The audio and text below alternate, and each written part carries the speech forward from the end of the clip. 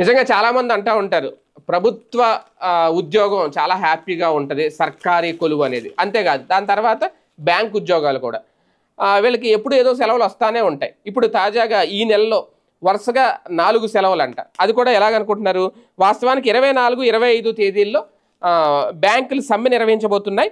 మార్చి 24, 25 తేదీలో దేశవ్యాప్తంగా సమ్మెకు బ్యాంకు ఉద్యోగ సంఘాలు పిలుపునిచ్చాయి.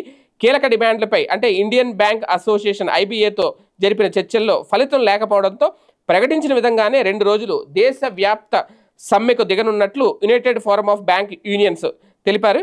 నియామకాలు 5 రోజుల పని దినాలు, అలాగే 5 రోజుల పని దినాలు సహా పలు డిమాండ్ల మీద ఏకాభిప్రాయం కుదరలేదు అనేది national confederation of bank employees general secretary Chandrashekar చెప్పుకొచ్చారు. ఇప్పుడు వాస్తవానికి ఓకే, వాళ్ళ డిమాండ్ల పరిష్కార సాధన కోసం సమ్మె చేస్తున్నారు 24, 25 తేదీల్లో. అయితే అంతకుముందు చూసుకుంటే 23, 22 కూడా, 23 ఆదివారం వచ్చింది, 22 4వ శనివారం వచ్చింది. ఎందుకంటే ఈ నెల 1వ శనివారమే స్టార్ట్ అయింది 1వ తేదీ.